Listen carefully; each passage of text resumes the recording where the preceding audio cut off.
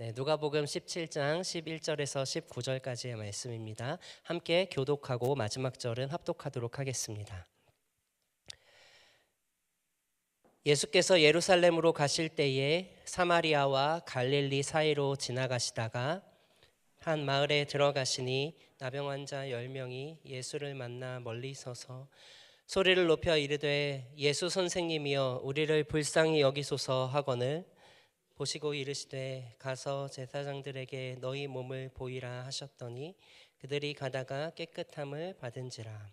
그 중에 한 사람이 자기가 나은 것을 보고 큰 소리로 하나님께 영광을 돌리며 돌아와 예수의 발 아래에 엎드려 감사하니 그는 사마리아 사람이라.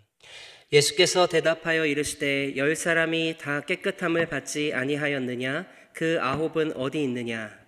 이 이방인 외에는 하나님께 영광을 돌리러 돌아온 자가 없느냐 하시고 19절입니다. 그에게 이르시되 일어나 가라 내 믿음이 너를 구원하였느니라 하시더라. 아멘. 아멘. 우리 좌우에 계신 분들에게 인사하도록 하겠습니다. 하나님께서 우리의 삶 가운데에 열매를 주셨습니다. 시작. 하나님께서 우리의 삶 가운데 열매를 주셨습니다. 아멘. 우리 한 번 더 인사할 때는 이렇게 인사하겠습니다. 열매가 없다 하더라도 우리 하나님이 우리의 열매이십니다. 어렵죠? 함께 해보겠습니다. 시작. 열매가 없다 하더라도 우리 하나님이 우리의 열매이십니다. 아멘. 우리 11월은 추수 감사 주일이 있는 달입니다. 보통 우리가 하나님께서 한 해 동안 베푸신 은혜들을 기억하면서 하나님의 은혜에 감사하기 위해서 우리가 추수감사 주일 예배로 모이기도 하고 또 하나님께 감사의 고백으로 나아가려고 합니다. 그러면서 우리의 삶의 자리를 한번 자연스럽게 돌아보게 됩니다. 주신 열매가 있는가? 이런 열매가 나에게 있었구나. 참 감사하다. 그러면서 하나님께 감사의 고백을 드립니다. 열매가 있는 삶의 자리들을 바라보면서 하나님 앞에 이 열매를 주셔서 감사합니다 라고 감사를 드리는 것은 선하고 아름답고 좋은 일입니다. 그런데 열매를 있게 하신 그 은혜를 주신 하나님께 감사를 드립시다. 이렇게 고백하는 이 구호가 주어진 자리를 허락하신 하나님께 우리가 감사합시다 라고 하는 이 구호가 때로는 허공에 뜬 메아리로 들릴 때가 있습니다. 어떤 경우에 그렇습니까? 옆에 있는 다른 사람들에게는 다 삶에 베푸신 하나님의 은혜가 그 은혜의 흔적들이 보이는데 마치 내 삶만 이렇게 돌아봤을 때는 내 삶에는 아직 열매가 보이지 않는 경우입니다. 똑같이 신앙생활 하는데 똑같이 예수님 믿고 똑같이 나도 하나님께 봉사하고 또 섬기고 그렇게 애쓰면서 신앙생활 하면서 살아가는데 옆에 있는 사람들은 뭔가 열매가 차고 넘치는 것 같은데 내 삶에는 전혀 달라지지 않고 오히려 답답한 상황이 더 많이 있을 때도 있습니다. 하나님, 과연 내 삶 가운데 열매를 주시긴 했습니까? 이런 서운한 마음이 들기도 하고 그래서 여러분 열매에 감사합시다 라고 이야기하는 그 구호가 허공에 뜬 메아리처럼 내 가슴을 칠 때가 있습니다. 베푸신 은혜의 열매에 감사하고자 하는데 무엇을 베푸신 건가? 은혜를 모르기도 하고 모를 수도 있습니다. 교회 안에서 옆에 있는 지체들과 함께 애쓰며 수고하고 봉사하고 헌신했습니다. 봉사하고 헌신하면서 그것이 마치 내 믿음의 신앙의 열매인 것처럼 보이기도 하고 즐겁고 감사하게 그렇게 섬김을 시작합니다. 같은 문제를 가지고 함께 기도하기도 하고 응답도 받기도 합니다. 그런데 옆에 있는 사람에게 주어진 그런 삶의 열매라는 것과 내 삶에 펼쳐진 어떤 현장이라는 것이 너무나도 큰 차이가 느껴지고 그래서 서운한 마음이 들고 답답함이 들 때도 있습니다. 주 안에 사랑하는 성도님들, 우리는 우리의 신앙에 내 삶에 열매가 없어 보이는 상황에서도 감사할 수 있겠습니까? 오늘 본문이 흔히 감사절에서 많이 사용되는 본문입니다. 그러면서 은혜를 받은 대로 여러분 감사하십시오라고 권면하기도 합니다. 간단히 내용을 말씀드리면 10명의 나병 환자가 치유를 받았습니다. 예수님에게 은혜를 입은 사람은 10명인데 감사를 표현한 사람은 1명입니다. 9명은 참 배은망덕하고 1명은 믿음의 칭찬도 있고 예수님이 마지막에 구원도 약속하는 그런 이야기입니다. 그런데 본문을 좀 더 생각해서 뜯어보면 단순히 감사하라라고 하는 이야기는 아닌 것 같습니다. 오늘 본문 11절을 우리 함께 읽어보시죠. 같이 한번 읽어보겠습니다. 시작. 예수께서 예루살렘으로 가실 때에 사마리아와 갈릴리 사이로 지나가시다가, 본문이 배경 설정을 해주는데요. 예루살렘으로 올라가시는 그 길 위에서 사마리아와 갈릴리 사이를 지나가고 있다라고 그렇게 표현합니다. 즉 사마리아와 갈릴리의 그 경계선에서 지금 예수님이 걷다가 누굴 만납니까? 12절입니다. 한 마을에 들어가시니 나병 환자 10명이 예수를 만나 멀리 서서라고 합니다. 예수님께서 만나는 사람은 나병 환자입니다. 헬라어로 레프로스, 히브리어로 짜라트라는 단어입니다. 나병에 대한 규정은 레위기 13장, 구약 레위기 13장에 잘 나와 있습니다. 나병이라는 말 우리가 잘 이해하기로는 한센병으로 알고 있습니다. 한센병은 몸을 마비시키고 수족을 잃게 되고 뼈를 기형으로 만들어서 죽음에 이르게 하는 아주 무서운 병입니다.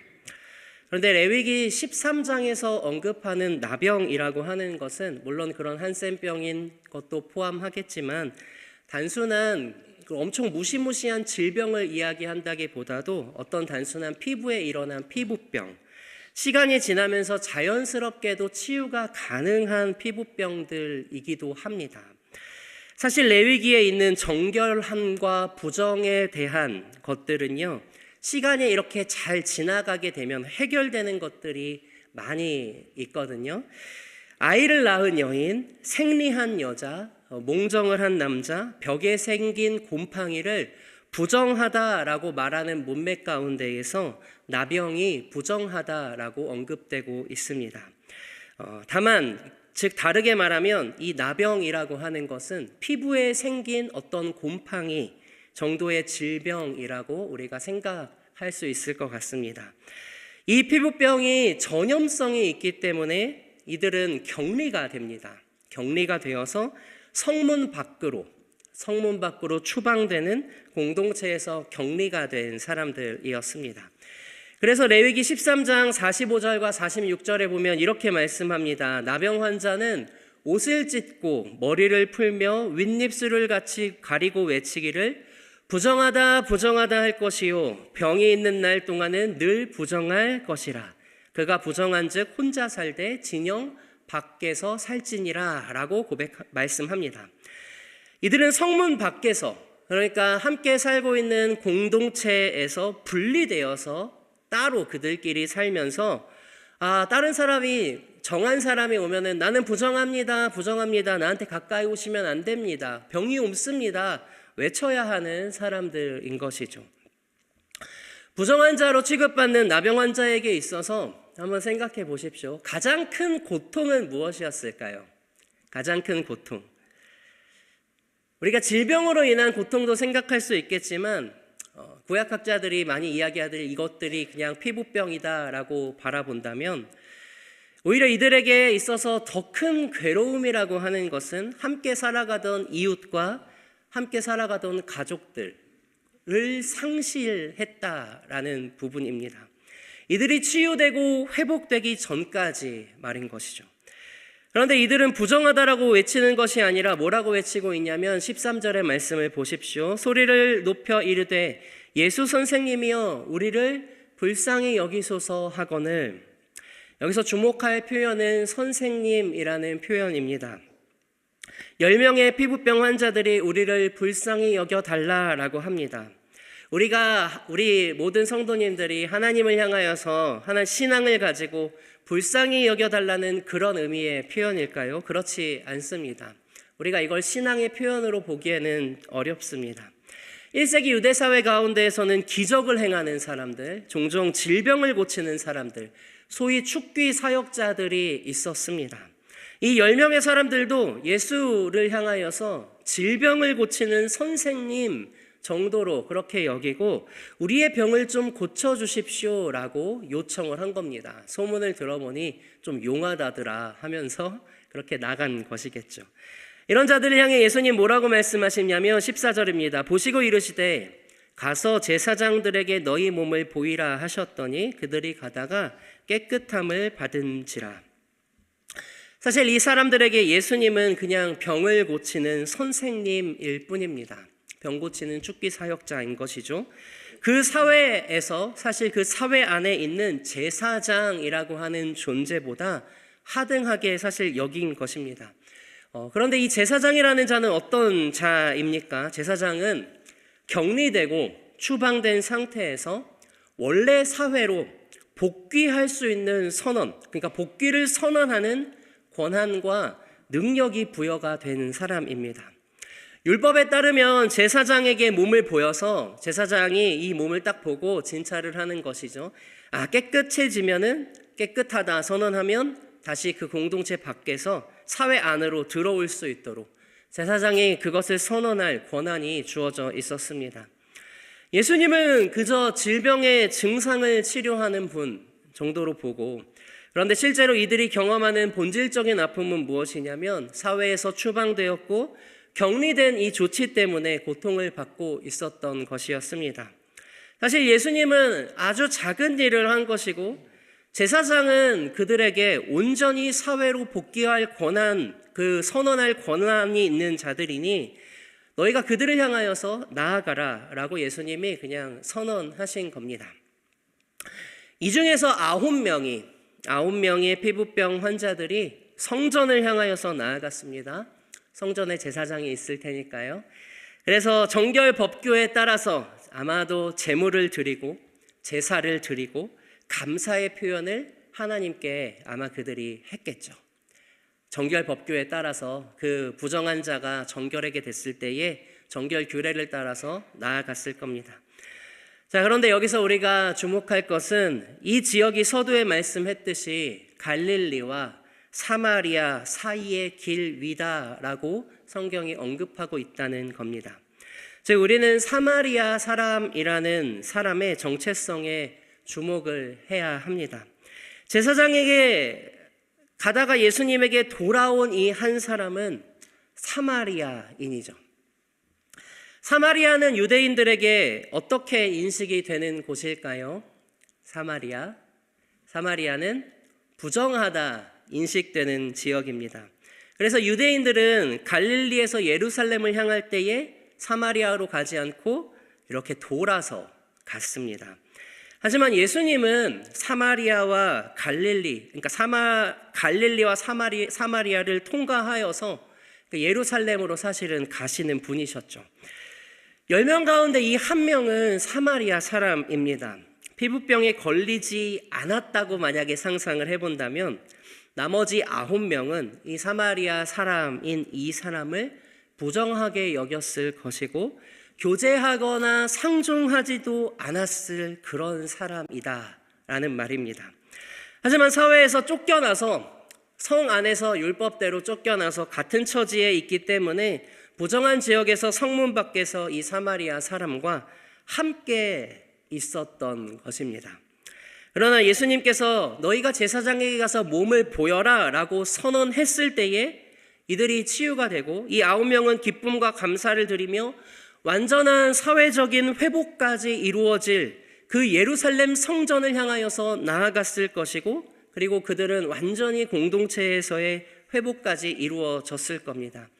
그런데 지금 남아있는 이 한 사람, 조금 전까지는 10명이었지만 9명은 자기들의 성전으로 돌아갔습니다. 그런데 이 사마리아인은 사실 갈 곳이 없습니다. 찾아갈 제사장이 없습니다. 왜요? 사마리아인들이 섬겼던 그리심 성전이라는 곳은 주전 2세기 말에 유대인들의 습격으로 인하여서 사실 무너지고 말았습니다. 이 사마리아 사람은 자신의 피부병을 알고 자발적으로 자신의 마을 공동체를 떠났을 겁니다. 이 사람은 돌아갈 성전도 없고요. 자신의 몸에 회복이 이루어져서 사회적인 공동체의 회복을 선언할 수 있는 제사장도 그에게는 없습니다. 자신의 마을로 돌아갈 수도 없고 공식적으로 그를 받아줄 수 있는 시스템 자체가 완전히 무너진 사회 안에서 살고 있습니다. 그렇다고 예루살렘으로 갈 수도 없어요. 자기가 사마리아인이기 때문에 어떤 취급을 받을지 압니다. 유대인과 사마리아인 사이에서 수많은 갈등이 역사 가운데 있었으니까요. 이렇게 한번 생각해 보시죠. 저는 한국에 있을 때 입시를 가지고 많이 비유를 했는데 10명의 교회의 친구들이 있습니다. 열심히 공부를 했는데 10명 모두 대학에 떨어졌습니다. 너무나도 슬픈 일이죠. 그래서 함께 기도하면서 우리 힘내보자. 하나님께서 우리에게 뜻을 주실 거야 하면서 재수를 함께 했습니다. 같이 기도하고 같이 애쓰면서 공부를 합니다. 그런데 9명은 대학이라는 공동체로 입학해서 들어갔는데 한 명이 홀로 남아서 삼수를 해서 갈 곳이 없다.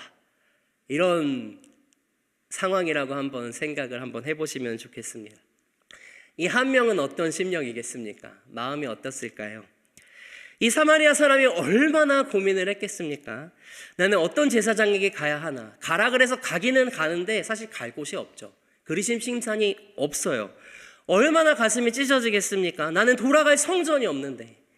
나병으로 인하여서 그 부정으로 인하여서 사회적인 격리가 된 게 이 10명의 가장 큰 고통이었는데 그 10명의 부정한 사람들끼리 있는 그 공동체에서 9명은 떠났고 다시 한번 사회적 격리가 이루어지는 것이 이 사마리아 사람에게는 생기게 되는 겁니다. 9명이 기쁨과 감사와 찬양을 드리면서 성전에서 나를 이제 성전으로 복귀할 그 제사장을 만나러 가는 그때에 이 사람은 갈 곳이 없습니다.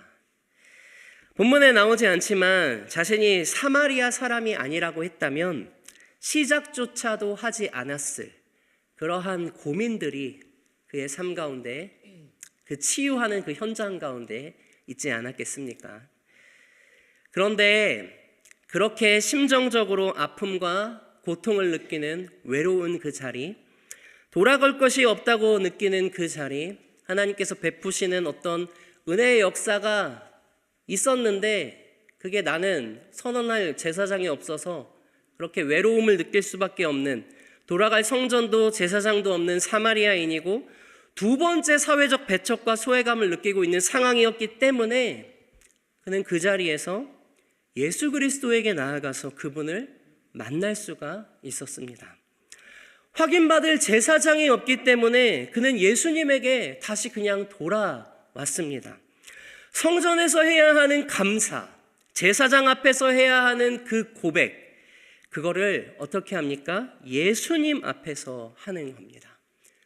갈 데가 없으니까요. 갈 곳이 없어서 예수님에게 가는 겁니다. 16절입니다. 예수의 발 앞에 엎드려 감사하니 그는 사마리아 사람이라.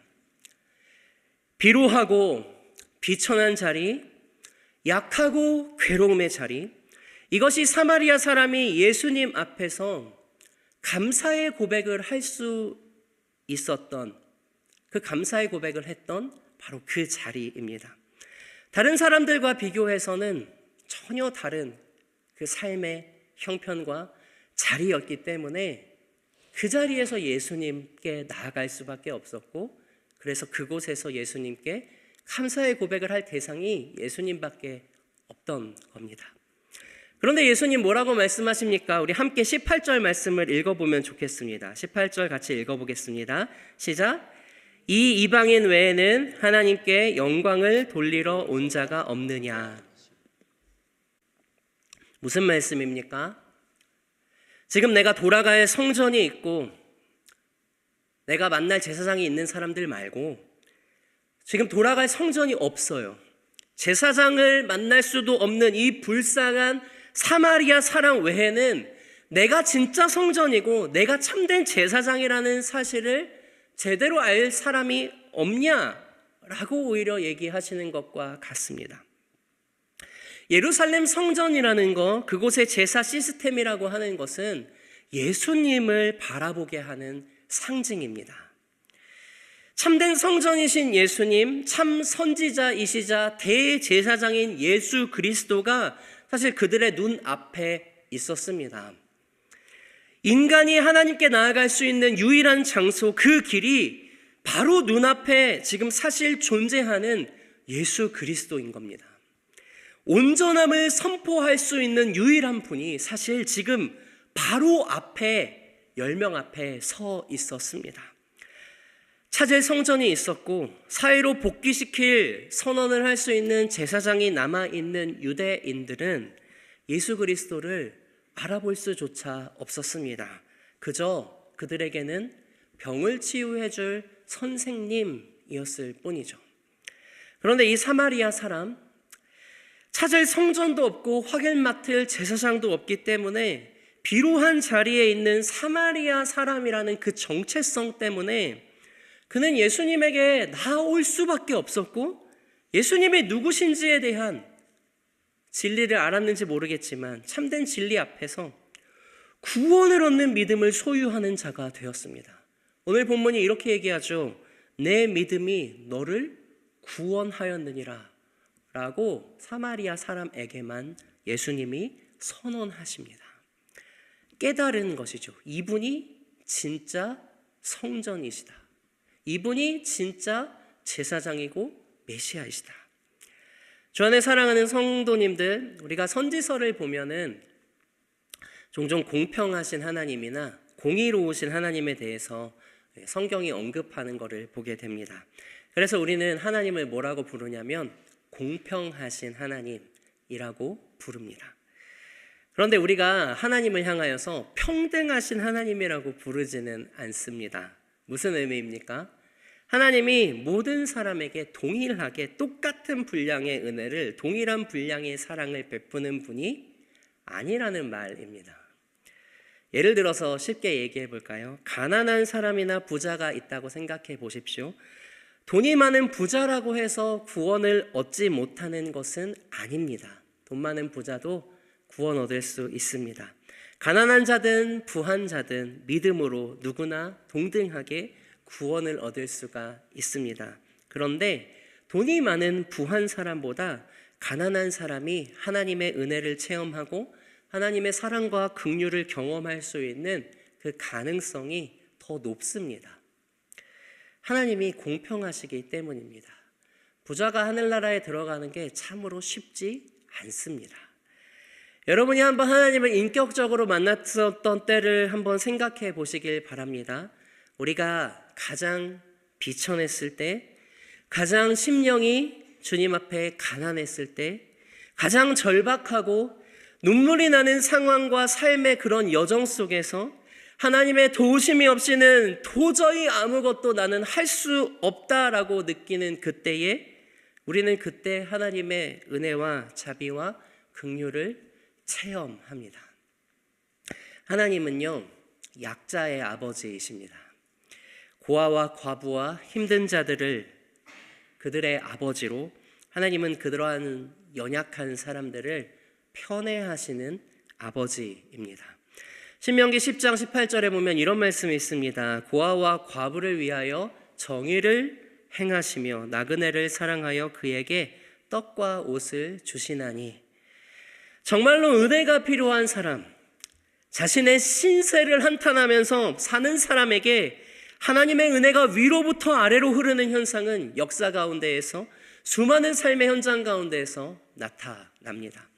낮고 비천하고 절박한 삶의 현장 가운데 있는 자에게 은혜를 내리시는, 편애하시는 아버지를 우리는 경험하고 성경에서 수없이 목격하게 됩니다.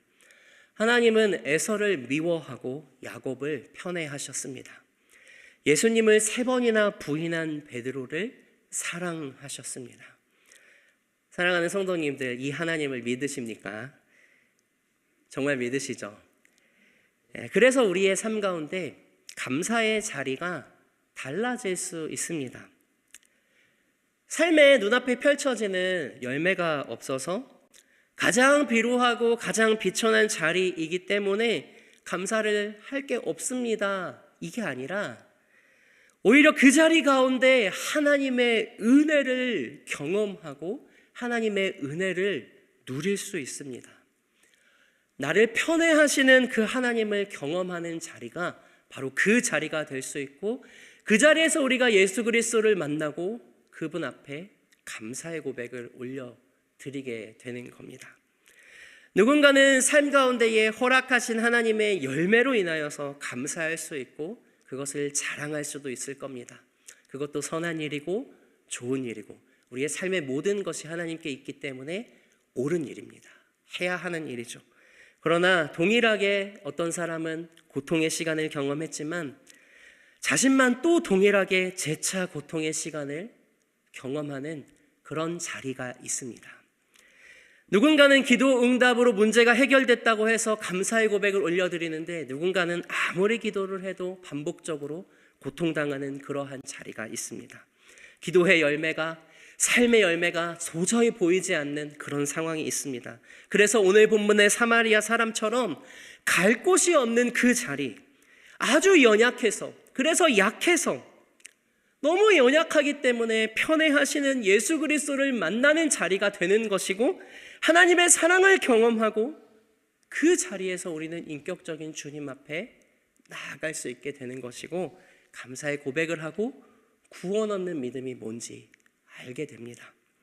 왜 그렇습니까?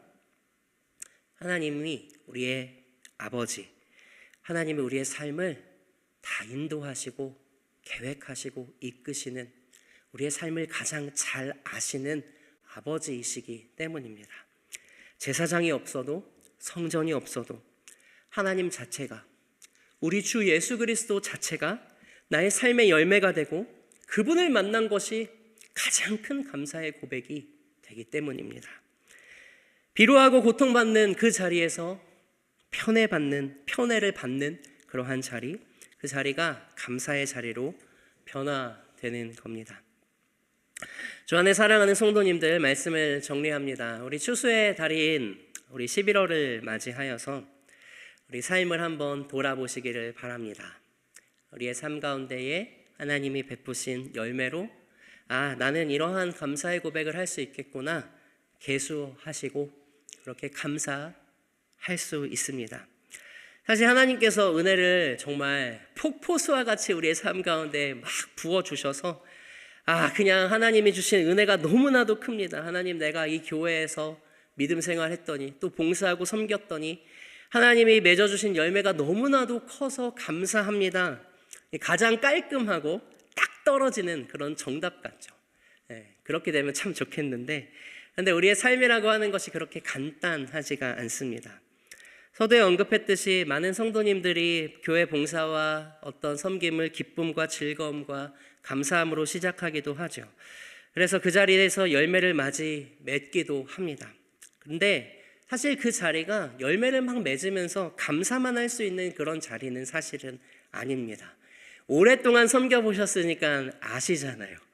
신앙의 열매라고 하는 거, 봉사하는 것의 열매라고 하는 거 눈에 막 보이시면서 그렇게 감사만 하면서 할 수 있던가요? 저는 그렇지 않더라고요. 그러신 것 같아요. 그렇지 않더라고요. 처음에는 기쁘고 감사함으로 즐겁게 교회에 나오고 봉사하고 섬기다가 많은 성도님들이 나중에 시간이 지나면서 깨닫습니다. 이게 쉽지 않다. 그만하고 싶습니다, 목사님. 저는 이제 내려놓겠습니다. 이런 고백들을 막 합니다. 교사든 목자든 리더든 어떤 것들든 쉽지 않습니다. 내가 이걸 왜 하는 거지라는 상황까지 오기도 합니다.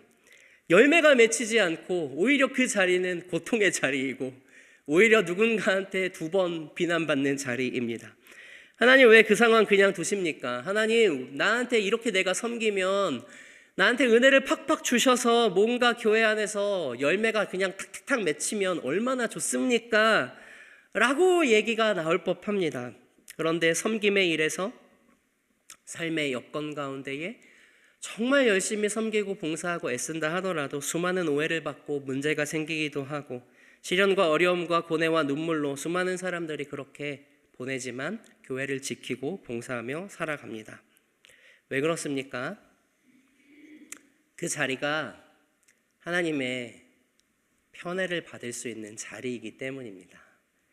하나님께서 나를 사랑하시는구나라는 것을 느낄 수 있는 쉽지 않은 어려움과 고통과 사실 눈물의 자리이기 때문입니다. 기껏해서 예수님의 치유를 경험했지만 성전 찾아갈 곳이 있고 확인 맡을 제사장이 있어서 예루살렘으로 다 가는 9명의 유대인들과는 다른 하나님의 사랑을 느낄 수 있는 아픔의 자리이죠. 그래서 하나님께서는 우리 한 명 한 명을 선택하셔서 끔찍하게 씨름해야 하는 자리로 때로는 부르십니다. 때로는 뒷담화들 속에서 오해받을 수 있는 자리도 있고 다른 사람 때문에 시험 들어서 눈물을 삼켜야 하는 자리로 부르십니다. 사람 때문에 시험 들고 사람 때문에 상처받고 주의 일이라는 명목으로 스트레스를 경험할 수 있는 자리로 꼭 부르십니다. 그 자리가 우리의 성숙을 이루는 자리이고 믿음을, 신비를 깨닫는 자리이고 하나님의 은혜와 사랑의 그 무게를 깨닫는 자리이고 하나님의 편애를 받는 자리입니다. 개인의 삶에서도 마찬가지죠. 내가 열매가 삶 가운데에 펼쳐지는 것 같지 않을 때에 그 자리는 예수님을 만날 수 있는 하나님의 편애의 자리입니다. 신앙이라고 하는 것은 공부로 배우는 게 아니죠. 공부를 많이 한다고 신앙을 아는 게 아니잖아요. 절박한 만큼, 눈물과 고뇌를 집어 삼킨 만큼, 답답하고 막막해서 가슴을 두드린 만큼 우리는 하나님을 더 깊이 있게 알게 되기 때문에 편한 열매가 아니라 쉽지 않지만 고뇌의 그 열매, 그 자리에서 힘겨움 가운데에서도 열매라는 게 맺혀가는 그 자리, 우리가 지금 서 있는 자리는 과연 어떤 자리입니까? 한번 깊이 고민해 보셨으면 좋겠습니다. 갈등이 가득하고 고민이 가득하고 남몰래 삼키는 눈물이 가득하다면 그 자리는 어쩌면 하나님이 나라는 존재를 더 만나주시고 싶어서 편애하고 싶어서 남겨두신 자리일 것이고 그곳에서 눈물과 함께 우리는 진정한 의미에서 하나님을 만나고 예수님을 만났기에 감사의 고백을 진심으로 그분 때문에 할 수 있게 될 겁니다. 우리의 삶에서 신앙생활에서 헌신과 봉사 속에서 눈에 보이는 열매가 없을 수도 있습니다. 그러나 그럼에도 불구하고 그 자리가 하나님께 가장 깊은 감사를 드리는 자리가 될 수도 있습니다. 왜냐하면 그 편애하시는 우리 아버지 하나님을 눈물 겹도록 뜨겁게 경험하는 자리가 될 수 있기 때문입니다. 그래서 하나님 자신이, 예수님 자체가 우리의 열매가 되어 주십니다. 바라기는 비록 삶의 무게가 힘겹더라도 빈들에서 그저 걷는 것 같을 떨어처럼 느껴진다 할지라도 하나님께서 나의 삶 가운데 일하고 계시다라는 믿음 때문에 그 상황을 이겨내고 그 사랑을 허락하시는 그 하나님을 경험하는 감사의 자리가 우리의 삶 가운데 있기를 축복합니다.